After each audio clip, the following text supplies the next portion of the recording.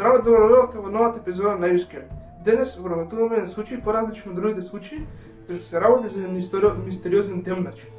Така, тој демнач се нарекува себе си наблюдувачот и бил активен во 2014 година, па и со времето е овој случај поразличен од другите случаи што вработувавме во Юскер, затоа што претходните беа пред многу децени можам да кажам, а овој е најнов случај што сме го вработувале до сега и мислам дека можеме да почнеме. Во јуни 2014 година, Марија и Дерек Бродус се подготвуваа за да се преселат на улицата 657 во Вествуд, Нью Џерси, со своите 3 деца. Улицата 657 се сметаше за дом на сумиштата на Бродус поради неговата близина до домот од детството на Марија, нивното соседство и дека Вествуд беше 30-тиот најбезбеден град во САД. 3 дена по завршувањето на продажбата, во нивното поштичко саначе пристигна писмо, адресирано до новиот собственик, напишано со дебели букви. Пишаното писмо гласеше: најмал нов сосед на улицата 657. Дозволете ми да ја поздравам. Како завршивте овде? Дали улицата 657 ве повика со својата сила од внатре? Улицата 657 беше предмет на моето семејство со децении и кога се приближуваше до својот 110-ти роден ден, јас бев задолжен да гледам и да чекам за неговото второ дајање. Дедо ми ја гледаше куќата во 1920-те, а татко ми ја гледаше во 1960-те. Сега е моје време. Ева, писмо да речем, не уплаши уште сега. Значи се работи за на фамилија која што само што се вселува и неколку дена после вселувањето, нели, тоест не после продажбата, нели, тие не се вселуваат одма, туку ја купуваат куќата. И тие нели си вршеле работа во домот и за некое време им стигнало писмо од мистериозниот демнач, што го споменавме, кој што се нарекува себе си наблюдувачот. Тој кажува дека и дедо му и татко му ја наблюдувале куќата заради некоја причина и сега дошло неговото време и мораме да продолжиме. Кој сум јас? Има стотици и стотици автомобили што возат секој ден по улицата 657. Може би сум еден од нив. Погледнете ги сите прозорци што можете да ги видите од улицата 657. Може би сум еден од нив. Погледнете го секој многуте луѓе што шетаат секој ден по улицата 657. Може би јас сум еден од нив. Имате деца, ги имам видено. Досега мислам дека се 3 колку што ги избројав. Дали треба да наполниме куќата со младата крв што ја побарав? Подобро за мене. Дали вашата стара куќа беше премногу мала за растечкото во семејство? Кога ги знам нивните имиња, ќе им се јавам и ќе ги привлечам кон мене. Писмото долу беше подпишано како наблюдувачот. По добивањето на писмото, семејството Бродус контактираше со претходните собственици на куќата, двојката по име Џон и Андреја Вудс. Семејството Вудс му кажа на семејството Бродус дека добили само едно писмо од наблюдувачот во 23 години кога што живееле на улицата 657, но бидејќи тоа се случило само неколку дена пред семејството Вудс да се исели од куќата, писмото било фрлено без да му се обрне внимание. Ова е јас лично го сметам за грешка, нели? Значи тие пред да се иселат, кога добиле писмото го прочитале, глупости го фрлиле само. Значи тоа не се прави дури да се иселувате, сега после вас ќе доаѓаат некои други луѓе и поготово ако во писмото содржи нешто законувачко, морате да ги известите следните станари во домот кој што го продавате. Ова е многу суго да можам да речем од претходните станари на куќата на улицата 657. Како разговараше со семејството Вудс, двете семејства отишле во полиција и ги откриле случувањето. Полицијата им кажа да не зборуваат наоколу за наблюдувачот, бидејќи сега нивните соседи се сметат за осумничени. 2 недели подоцна, додека Бродус се уште не се преселија, стигна второто писмо. Писмото вклучуваше информации како нивното презиме, погрешно напишано, недоследно на раѓање на децата и прекарите на децата. Исто така се споменуваше дека ја гледале нивната ќерка како слика во дворот, прашувајќи дали е таа обетникот во семејството. Писмото продолжува и вели: поминаа години и години кога малата крв вадеа со кониците на куќата. Дали ги проверуват сите дени што таа ги чува? Дали малата крв ќе игра во подрумот? Или тие се премногу испашени да одат таму само? Многу би се плашило да сум јас тоа. Тоа е далеко од остатокот на куќата. Ако сте горе, никош нема да слушнете како вреска. Дали ќе спијат на таванот, или вие сите спиете на вториот кат. Кој има спални свртени кон улицата? Тоа ќе го знам штом се селите внатре. Тоа ќе помине да знам кој е во која спална соба. Тогаш можам подобро да планирам. Го добија ова писмо, Марија и Дерек престана да ги носат своите деца дома, сопирајќи ги нивните планови за селување, меѓутоа стигна и трето писмо кое гласеше: каде си отишол и недостасуваш на улицата 657. По една година истрага се уште немаше трај. Ова го активираше стресот врз семејството Бродус, предизвикувајќи депресија кај Терек и посттравматско стресно нарушување кај Марија. И двајцата почна да страдат од параноја. 6 месеци по пристигнувањето на писмата, Бродус одлучија да ја продадат куќата, но не можеа поради гласините околу улицата 657. Значи, како што кажав, ако се продава куќа, мора на следниот купувач да се кажат сите детали во врска со куќата. И сега кога се дознале што се случило со фамилијата Бродус, никој не сакал да купи куќата. И тука се тие во луз ситуација, односно во потполно загубена ситуација, затоа што тие купиле куќата, дале пари, без да знаат за писмото во трконата фамилија, сега кога сака да го продадат, веќе сите дознале што се случило со неј и сега они не можат да ја продадат куќата. Бродус исто така се обидува да го тужат семејството Вудс за некажување на захранувачкото писмо што го добиле.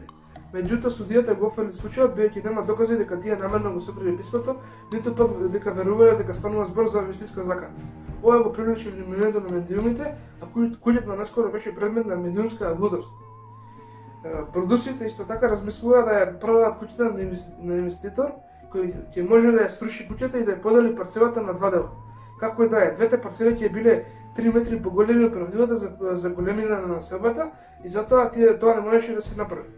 Кога Бродус го обжали ова до одборот за планирање на населбата, судиите многосно ја отфрли одлуката и така нивната куќа остана недопрена. Меѓутоа вреди се напомена дека во 2018 година истиот одбор одобри разделување на друга куќа во близина на куќата на Бродус и дека парцелата бараше поголем простор од она што го бара Бродусите. Значи, ова е нешто сумнително, морам да кажам, затоа што дали во близина на таа куќата други соседи побарале да се слуши куќата и парцелата да се раздели на две, со што би можело да ја продадат на инвеститорите. И откако се обиделе Бродуси да го направат тоа, одборот не го дозволил тоа, но на другите им го дозволил и тоа не знам зашто, не знам зашто и како го направиле тоа. На Божич во 2015 година семејствата кои изразија лутина поради одлуките на Бродус да се обидат да го поделат имотот, беа предмет на заканувачки писма потпишани како пријатели на семејството Бродус.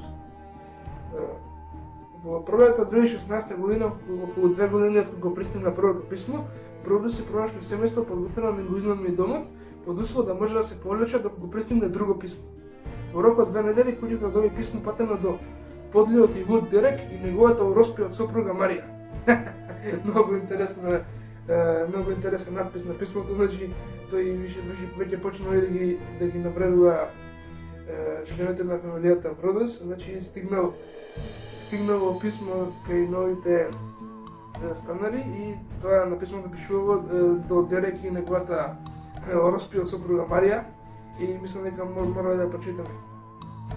Во писмото пишува дека улицата 657 го преживува вашиот обид за напад и застана цврсто со својата армија поддржувачи што ги блокираа портите.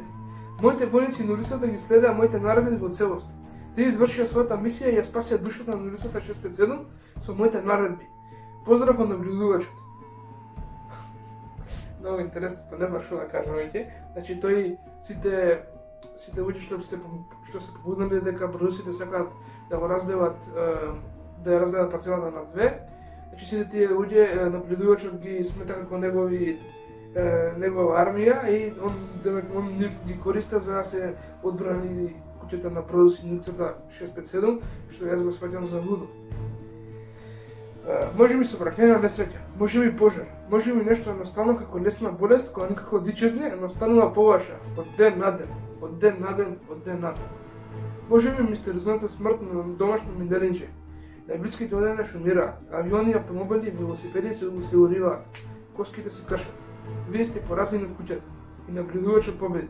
Иако писмото ги упаши новите станари, тие се согласија да станат само поради тоа што беа инсталирани повеќе камери околу имотот. Ева не го сваѓам дали новите тие што го земале на новите станари после Бродусите рекле ќе останеме тука ако не инсталирате повеќе камери, и камери биле инсталирани из целиот дом. Не знам како не го сваќам тоа дали толку закани и они се рекле добро че има камери без бензина не може ништо да не направи наблюдувачот и останува да видиме. полицијата беше со заврзани раце, затоа што немаше отпечатоци од прсти, немаше траги, немаше начин како да се стави осомничен на местото на заторството, но тие некако успеа да состават тројца осомничени. Човек со прекар геймерот, поради неговата наклонетост кон насилни видеоигри, како и кој што играл со лик наречен наблюдувач, вториот Майкл Лангфорд за неговата тенденција буквално да ги гледа своите соседи и самата фамилија Брудус, третата, поради сомневањето за кање на купување, поради сомневањето за кање дека ја купиле куќата и можни филмски сделки. Значи да, овие се трите осомничени, сега ќе влеземе во нив и во теориите. После овој пасус. Во октомври 2016 година хорор филмот Наблюдувач беше објавен и покрај наредбата за прекини и откажување од Бродус и по битка за надавање, Netflix ги доби правата за филмот во 2018 година. Во јули 2019 година куќата на улицата 657 конечно беше продадена за приближно 960.000 американски долари, околу 400.000 долари помалку од цената за која Бродус го купи. До сега немаше извештај дека новите станари примаат писмо на наблюдувач. Значи, пред да влеземе во теориите за тоа кој потенцијално бил наблюдувачот, морам да кажам дека филм во 2016 година искочил филмот Наблюдувач, хорор филм, и сега тука земале пари продуците, затоа што луѓето од филмот ги откупиле правата за снимање и плюс подоцна го ја продале куќата за 959.000, значи до тука можеме да речеме направиле добра финансиска сделка, иако тоа било 400.000 долари помалку отколку што го купиле домот предходно. Сега можеме да влеземе во теориите. Мојата прва теорија е дека наблюдувачот е анонимен човек, наречен играчот, тоест геймерот, нели. Додека полицијата во Вествуд ја наблюдуваа куќата на ноќ, околу 23 часот автомобил застанал пред куќата. Автомобилот бил продаден дека и припаѓа на млада жена која живеела во градот во близина, додека нејзиното момче живеела во истиот блок од улицата 657. Кога била испрашувана од полицијата, жената ги известила дека нејзиниот партнер се занимавал со навистина мрачни видеоигри, веројатно вклучително и игра во која играл како лик наречен Наблюдувач. Меѓутоа, додека геймер се согласи да биде испрашуван од полицијата, тој никогаш не се појави на интервјуата. Полицијата немаше доволно докази за да го натера да дојде и затоа тој никогаш не беше прегледан. Значи, така не беше испрашуван. Така, значи, не, во целиот овој случај не помислив ниједнаш дека некој геймер би можел да биде наблюдувачот. Со други зборови, нели, тој се потпишал во некоја игра како наблюдувач и затоа и таа девојката што застанала пред домот на Бродус и една вечер, таму била, нели, женска на овој геймерот и таа кога ја прашувале во полицијата рекла дека дечко игра многу страшни видеоигри да речем и таму се потпишал како наблюдувачот, што по мене е, нели, нелогично. Еве, јас лично играм многу видеоигри, можам да кажам, и дека се потпишувам во нив како сакам. Нели, ако се напишам дека сум убиец, нели, не значи дека стварно сум убиец и оваа теорија мислам дека можеме веднаш да отфрлиме и плюс, нели, не се нашли никакви докази дека овој геймерот би можел да биде наблюдувач. Втората теорија дека наблюдувачот е Майкл Лангфорд, сосед на семејството Бродус. Оваа теорија износи Дерек Бродус, кој се сомневаше во него, откако тој со фамилијата присуствува на маска скара по пристигнувањето на првото писмо. Лангфорд живее во соседната куќа со неговата 90 годишна мајка и тој го правил од 60-тите, до 160-тите живеел таму. Во исто време кога наблюдувачот тврдеше дека неговиот татко ја гледа улицата 657. И не само тоа, туку бидејќи таткото на Лангфорд почина 12 години пред Бродуси да дојдат во куќата, ова можело да објасни зашто наблюдувачот рекол дека гледаат дека наблюдуваат куќата во поголемиот дел од 2 децени. Исто така беше познато дека Лангфорд ги заплашува соседите, гледајќи ги, бидејќи тој одеше низ нивните дворови и гледаше низ нивните прозорци.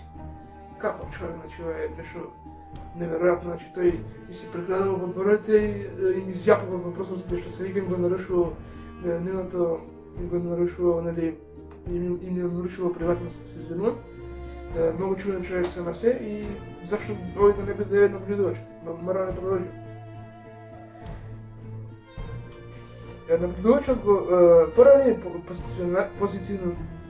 поради позиционирањето на куќите, се извинувам, Ленфорд им можеше да види во простор на дворот, каде што наблюдувачот го спомна сликањето на нивната ќерка. Полицијата го спрашуваше Ленфорд по првото писмо, но тој негираше дека знае нешто, бидејќи интервјуто беше пред доаѓањето на второто писмо. Некој верува дека би било глупаво Ленфорд да продолжи со испраќањето на писмо како бил интервјуиран од органите на програмот. Меѓутоа, кога работеле со полицијата, семејството Брудус испратило писмо до Ленфорд во кој им порачувало дека ќе ја урнат куќата со надеж дека ќе добијат одговор од наблюдувачот. Такво писмо не стигнало. Уште еден доказ што предизвикува сомнеж во оваа теорија беше откривањето на ДНК на едно од писмата. Со оглед на тоа што ДНК припаѓа на жена, полицијата сметаше дека сестрата на Мајкл, Аби, би можела да биде наблюдувачот, но потоа ДНК од писмото се споредило со ДНК од едно шише со вода што го користел Аби и резултатите не се совпаѓаа. Набрзо процесот за ДНК, властите престанаа да истражуваат можноста дека некој од Ленфорд би можел да биде наблюдувачот, отфрлувајќи ги сите како осомничени. На Брудус никогаш не беше кажано зашто. Така, значи, ДНК-та од писмото, кој го испитале писмото, се открива дека ДНК-та било на женска личност и од тога се сватило именето на сестрата на Мајкл. Сепак потоа направено анализи и се утврдило дека таа ДНК писмото не се совпаѓало со ДНК-та на сестрата на Мајкл Ленфорд, Аби Ленфорд. Трета теорија, така значи, трета теорија дека наблюдувачот е лик составен од семејството Брудуси кои би ги искористиле писмото како начин да излезат од финансиските проблеми предизвикани од куќата, или евентуално да обезбедат договор за филм базиран на нивната приказна. Некои локални жители сметаат дека е сумнително што со текот на годините Брудуси може да се преселат од куќа од $300,000 во куќа од $700,000 и потоа на улицата 657 вредна 1.3 милиони долари со рефинансирани хипотеки. Тие теоретизираа дека Брудуси доживеале кајање дека купиле куќата и се спртале кон очен трик за да излезат од финансиските проблеми предизвикани од купувањето на куќата. Некои исто така се прашуваат зашто семејството продолжувале да реновираат куќата дури и откако одлучиле да не се вселат. Големите филмски студија се обидуваа да ги обезбедат и правата на нивната приказна и големиот медиумски договор можеше да биде мотивација за создавање на лик наречен наблюдувач. Подоцна се покажа дека законодавчките писма со потпис пријателите на семејството Брудус ги напишал Дерек Брудус. Така, значи, трета теорија го става самата фамилија Брудус, дека тие го создале ликот, нели, тие го создале наблюдувачот, дека наблюдувачот не ни постоел. Ова би можело да биде мотив за ова што кажа, би можело да биде нивните финансиски загуби, затоа што даде големи пари на таа куќа и едноставно сакале да ги вратат тие пари на некој начин, и затоа го измислиле ликот наречен наблюдувач. Потоа, нели, се докажува дека законодавчките писма што се испратиле на тие луѓето околу нивната куќа што се противиле да се сруши парцелата на Брудуси, нели, кога сакале Брудуси да си ја разделат парцелата на две за да може да ја продадат, тогаш, нели, соседите се бунеле и подоцна, нели, се пратило писмо до тие луѓето што се бунеле и на крај искочило дека тие писма што ги пратиле на соседите биле напишани од Дерек Брудус. Значи тој сакал да ги заплаши за да не бунтува против него и за да Брудуси да може да си ја разделат парцелата и да си отидат од таму. Така, значи, и останува да види. И покрај неговите тврдења дека ги испратил само поради долгогодишна фрустрација и дека тој не ги напише оригиналните писма на наблюдувачот, ова сигурно предизвика сомневање. Меѓутоа, психолошката травма што е доживеало семејството Брудус е силен аргумент против оваа теорија, заедно со фактот дека во исто време на испраќањето на првото писмо, друго семејство од блокот добило писмо на наблюдувачот. Тоа семејство живееше во куќата со години без никакви проблеми и од тука ако Брудуси се обидувале да склучат договор за филм или да излезат од нивната куќа, немало пречи да испратат писмо и до друга куќа. Така, значи со ова затвораме третата теорија. Како што кажав, оваа теорија некако не ми се свиѓа, можам да кажам, затоа што нели целиот тој емоционален стрес, депресија и паранои, мислам дека тоа би било премногу за едноставно ако сакаат да земат пари на некој начин. И ако сакаат да земат пари, мислам дека тоа е многу лош начин за да земат пари, така да се представуваат како наблюдуваш, да пишуваат писма, да се законуваат и такви ствари. Јас лично мислам дека ниедна од овие теории дека ниедна од овие теории е вистинита. Мислам дека нема доволно факти и докази за сигурно да се рече дека една од овие теории е точната. Првата теорија нели беше дека тој геймерот бил напредувачот, нели за тоа немаше докази, додека втората теорија мислам дека е малце по сигурна и по-убедлива за разлика од другите две теории, дека Майкл Лемфорд, тој човек што имал навика нели да влага по дворовите на соседните куќи и едноставно да ги изѓапа низ прозорот, мислам дека Майкл Лемфорд би можел да биде напредувачот, но сепак ДНК-та била женска што нашли на писмото на напредувачот и кога се споредила со ДНК-та на неговата сестра, затоа што нели во неја се сомневале, и оттога се споредила со ДНК-та на неговата сестра, искочило дека не се стопаѓаат и дека сестра му не е напредувачот. Мислам дека тоа е све што имаме да кажеме за оваа епизода. Можам да кажам пријатно и се гледаме во следната епизода на Јускер.